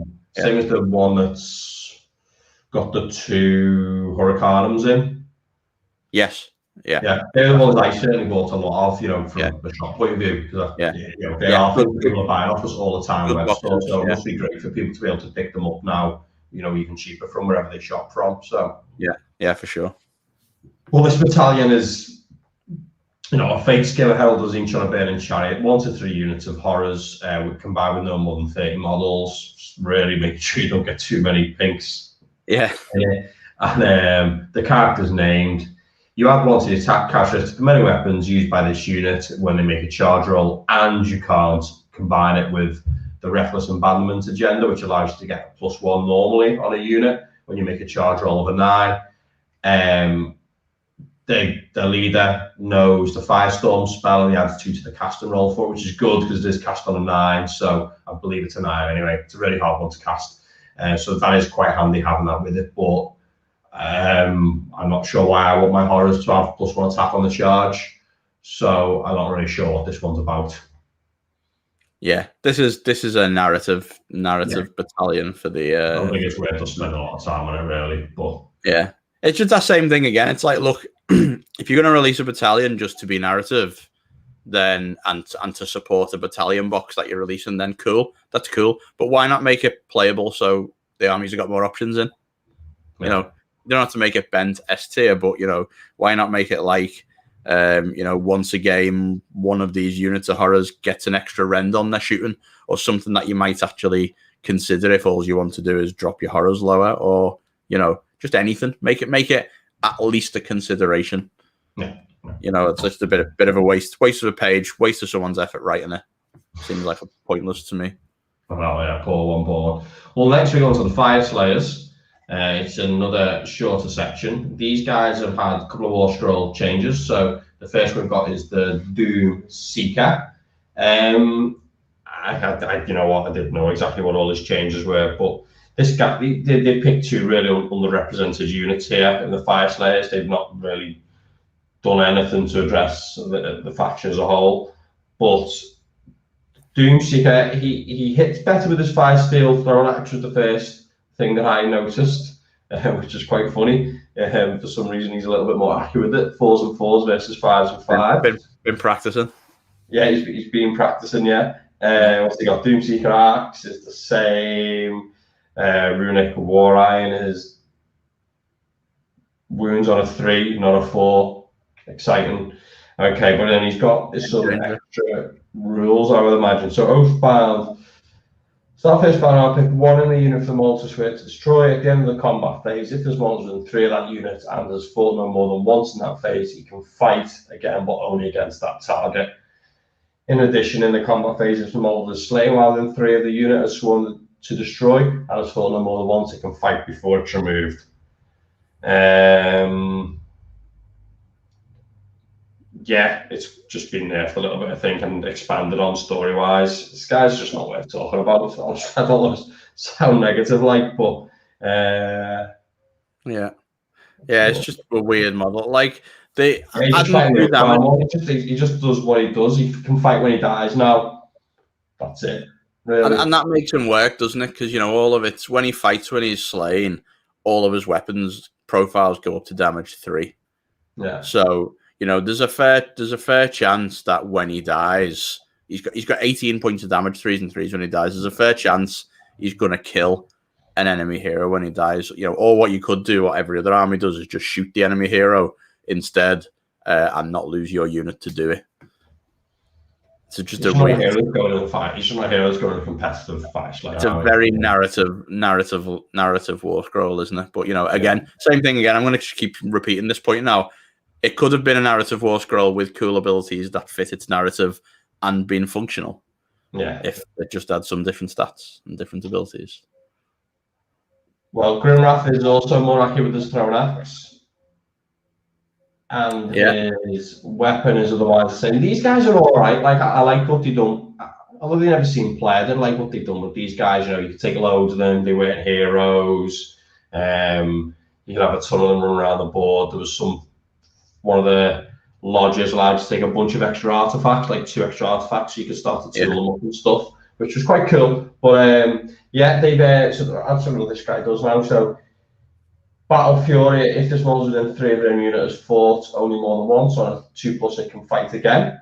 So yeah, that's nice. He could do that anyway. He's got they've got okay damage, and they got 2 rend, etc. They got a decent damage output. Yeah. Small models to be going twice. It's not bad at all. Not so bad. He can fight when he dies. And then he's got this big load of oaths, which he's added to. So at the start of the first battle round, you can pick one of the following oaths for this model to swear. The rule for that oath applies until the end of the battle. And if your army includes more than 1 model with this ability, you cannot pick the same oath more than once. Right. There's like 1, 2, 3, 4, 5, 6 of these.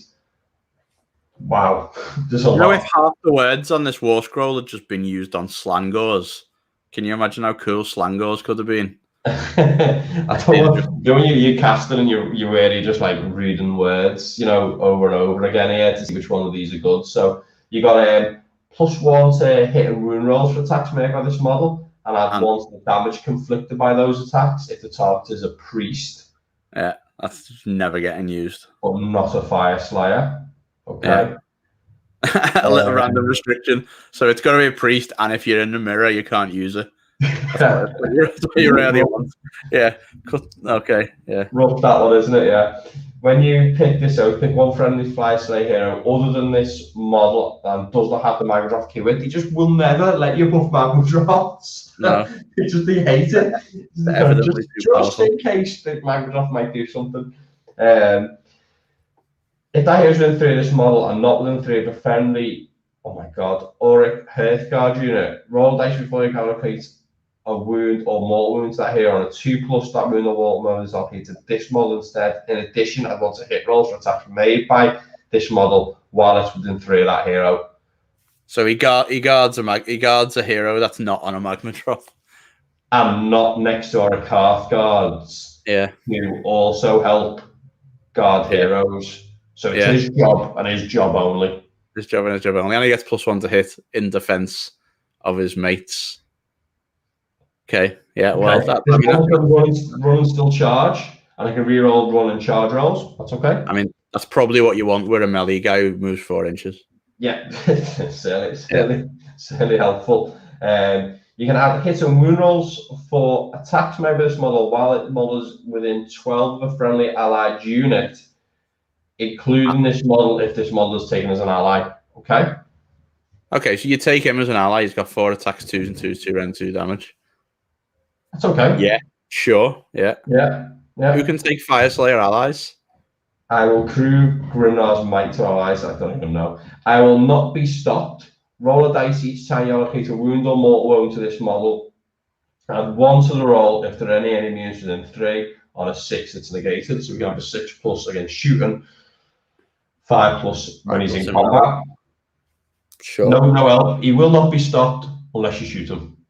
Yeah, I will not be stopped except for 2/3 of the time when I will be stopped. I will strike hard and true in Grimnar's name. If the unmodified hit roll for an attack, maybe this model is 6, that attack inflicts 1 mortal wound on the target in addition to normal damage. Man, that is a lot of words for no usable abilities. Like that was rough, wasn't it? Look, it really. You know what I'll say for that? It gives that character a lot of identity, right? Like a lot. You know, they were. We were laughing along. They were quite funny. You know, it definitely gives them. I think the stuff it does expands on before that. the story of the both of them, doesn't it? Yeah, like I always like when I see these heroes, and they're like these are quite cheap as well, right? Aren't these like 100 points or something? Well, I think the Grimwrath went up, unfortunately. Oops. Really? Yeah, because he was dirt cheap. I'm pretty sure he was 80. Yeah, before. I remember looking at them at one point and thinking these are cheap because I always quite like Khorne have got one as well. Khorne have got the Forge guy with the hammer on a chain who hits like an absolute truck and costs no points. And you know, I always want to run those units because they genuinely can do things in games, and people often don't see it coming either, even when you've told them what their abilities do. Yeah, like this guy. Yeah, I know what you mean. So yeah, his first set of stuff's good. You know, some of them are okay. Obviously, gone up 10. So he's 90. No, he's 110 from 100. Oh yeah, you wouldn't take him. Yeah, like you know, that's a bit of a shame. I mean, you're obviously taking the reroll run charge thing with him there, aren't you? Like realistically. Yeah, I guess so. Unless he was unless he was a funny ally or something, I guess so. Yeah. I guess you know, in theory, he's cheaper than a unit of Auric Hearthguard as well. So if you want to guard one of your important models but can't quite fit Auric Hearthguard in your army, because you know what, for me, when I play against Fire Slayers, Auric Hearthguard are one of the things I dislike the most, because you can't, like, you always want to kill the heroes. Like that's one of the ways which, especially against slightly weaker players, which can still trash you with Fire Slayers because the army mechanically just walks forward and kills all your stuff. You can often like pick off the heroes or tactically remove some heroes so some of them aren't in bubbles for fighting twice anymore or whatever. And them Auric Hearthguard just mean you can't. So I guess in a way, if you haven't quite got enough points for Auric Hearthguard, you take this guy. That is an option. That's fair, yeah, that's a fair point. You know, it saves you 10 points though. Oh, I thought they were more expensive than that. No, they want 20 for 5. Okay, yeah, forget that. So if you happen to only be 10 points under taking Auric Hearthguard, he's got a reason to exist. So yeah, maybe. But it's a 2+ to bounce it. They're a 4+. He's got 6 wounds. They've got 10. So it is. Is it exactly the same odds wise as doing it? Basically, it's very close. You mean if it is if you assume that your hero is alive still by the time that unit has run out of wounds. I mean, if it doesn't, it's not really going to work like that. I mean, they've got 5 wounds worth of bouncing on average. He's got 5 wounds worth of bouncing on average. On average, yeah. But his less chance of them sneaking something, spiking the other one down faster because of what he's got. But he only protects 1 unit, whereas the Hearthguard string out, shoot, can protect every hero within range. Yeah, they come with very good guns as well. That's another thing. Yeah, forget that. I thought they were like 150 or something, and I was going down the line of him having a thing. Good catch though. Good catch though. Yeah. Maybe. I don't know. I mean, it's not a great model, is it? But you know, it's fine. It's fine. It's certainly got lots of flavour. He'll guard them with his life, except if they're on a Magma Droth, and then you can get on with it yourself, mate. You're lucky enough to have a dragon. I haven't got one. So yeah. Well, should we just do a quick recap of the book? I feel like I started with a recap, which maybe you've missed Guard of Steel Soul off, which is completely reasonable to do. Oh no, in my opinion. But have you got a War Scroll for Guard of Steel Soul? Yeah, just brought it up now. So, you know what? Like, everyone seems to hate this guy, and I've got to say, I don't. Other than him being locked to Hallowed Knights, like is so often the problem with that is why, though, right? Like I don't know. Like a lot of the hate I've seen has been about his combat abilities, or whatever else. But he's only 110 points. What's a fair shout is that he's a Lord Celestant, right? Make him 300 points and make him cool. Like he's like a keynote character for the story in this book and everything. why make him 110 point, mini combat munchkin that barely does anything? Why not make him expensive with some flashy cool abilities? Because that's probably not his story, Ian, though. What's that? It's probably not his story. Maybe, but his named stuff should always. He's the most revered Lord Celestant of the Hallowed Knights. He's I don't know. So he's got a commandability anyway. Start of the combat phase. Enemy unit were in 12 +1. Friendly unit were in 12 +1 to hit. Which is a pretty solid combat ability. Yeah. He's got his cloak of magic hammers like a lot of these guys have. So D6 times a turn. Enemy unit within 16 on a 4+ mortal wound, which is not great, but can be a bit spiky and has got a 16-inch range and does mortal wounds. On a 110 point character isn't nothing.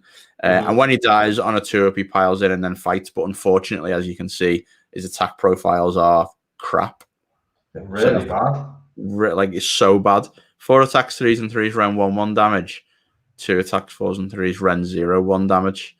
That's what I mean. If you even at 110 points, if you made both those attack profiles hit on 2s and 2s, wouldn't change how bad or good this guy is. You still probably not take him. At least he'd look a bit more like a hero. Then he's got this Aura of Purity. So when you allocate a wound to this model on a 5-up, he ignores it. And friendly Hallowed Knights were in 12. Holy were in 12 on a 6-up, they ignore it. It's an okay ability. If Hallowed Knights were worth taking. And Saintly Assault, once a battle at the start of your charge phase, declare this model and other friendly Hallowed Knights models were in 12 will launch a Saintly Assault, reroll charge rolls, and get +1 to attacks until the end of the turn. So he does a lot of stuff for 110 points. He does loads of stuff. What?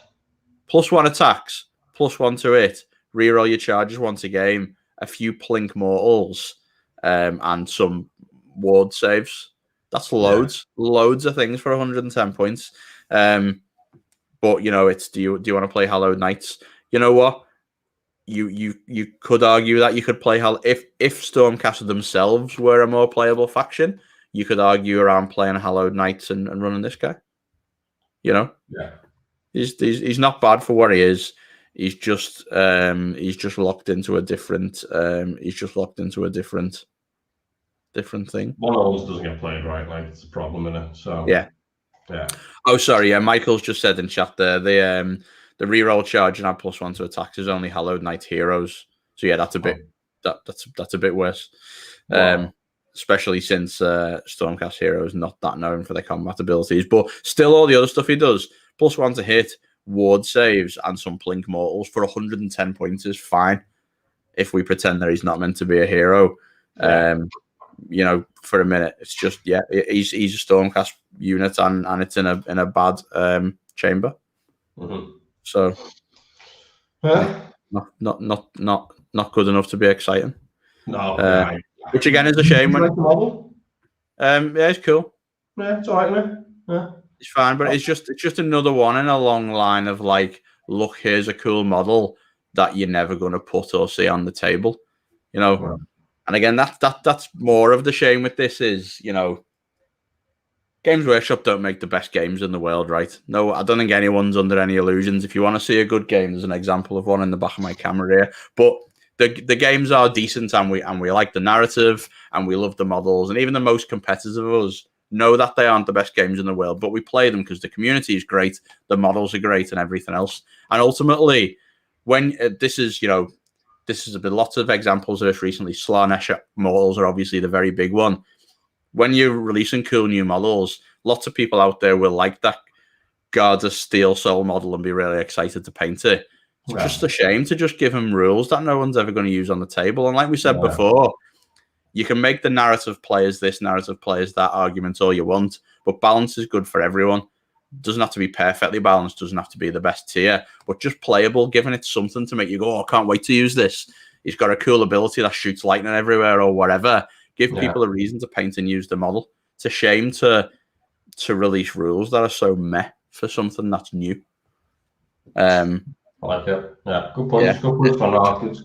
Just is. Good way to put it. So let's recap the book actually this time. It was a hard one for me. This, I see Zeech, I see Fire Slayer, I see Cara and Overlords in it, and I'm like, yo, baby, based on what we've seen already, I'm really excited. Obviously, like super disappointed, but yeah. I never get that worked up about this stuff, really. No. Like, oh my god, getting worked up about it. It's a bit of a reality check, to be honest, for me, because they don't normally go on forever like they have already with the first two, do they? The first one was just amazing, like, huge help for them, those armies, and really well done focus on Dorsa Kane and on Annette Deacon. Second one, really good on the Nagel, and obviously the Lumineth thing was just, it's a bit different, isn't it? The Lumineth thing. Yeah, that was a new book that was coming out sort of anyway. Yeah, like sort of, yeah. But they were just amazing, huge impact on the game, big changes. This one, obviously, a lot less so. But this one was really about. They've all been about a big hero, right? But this was about a big hero, and here's his model. Yeah. And big hero and a great model. Certainly an allegiance that does something. Certainly allegiance that would do more stuff if the War Scrolls in it, as those War Scrolls maybe get changes, maybe in another book. That we know there's more Slaanesh stuff coming up because they previewed the new Mini Keeper of Secrets with the wings. Yeah. So maybe there's some interactions there. Maybe there's some Khorne changes coming up. Please make some Khorne changes. I don't care what they are, but just make any of their demons ever appear on a table. So, it's one of them things, isn't it? Still feels very phoned in. And I think the complaints aimed at this, where it was basically exactly the same as what was in Wrath of the Everchosen, bar a few changes in inches, were valid. They could have changed this, made it more interesting. They could have given the spell lore 3 spells. I mean, come on. Very, very phoned in. The Nighthorn stuff, not impactful enough. Not far-reaching enough. Didn't change enough War Scrolls. Could have changed Glaive Wraith Stalkers. So that's a miss as well. The Caradron stuff, maybe not that exciting either. But buffing their shooting as the only change they did make. Smart, maybe not. Endless spell changes for Seraphon, largely irrelevant. But the one change they did make made one of the endless spells potentially very good for them. And then the rest of the stuff is just all a bit meh. Yeah. Really. So not the greatest book, but I will be buying a Be'lakor, I do believe. Go back and stock, get your hands on one, yeah. Yeah, I'm pretty sure. Like, it's a great model. I want to play Demons in 40k as well as a thing I've got on my list to do, and he seems pretty cool in 40k as well. Cool. Like, good kit. And on them times when you want to play something different, particularly now we've got the live streams and we're trying to play all different armies on them, maybe not the absolute best armies all the time, I'd really like to bring out my, bunch of my demons I've already got, maybe borrow some Plague Bearers off someone, borrow some Horrors off you, and have a crack at this army. I think that army that I put up before, maybe not the most exciting army to play, but interesting to play because it does something different, puts models from a few different factions on the board. And Be'lakor is obviously cool, so I'd definitely like to give that a go, I think. I think that'd be excellent. I think that'd be really good. Once we get settled in with our with the streaming and the scheduling and where we're going to go with it, it'd be really awesome to maybe play some of the armies we talk about in these book reviews. The week after, and put them on the table and see how they do in practice, and people can follow through and have a look.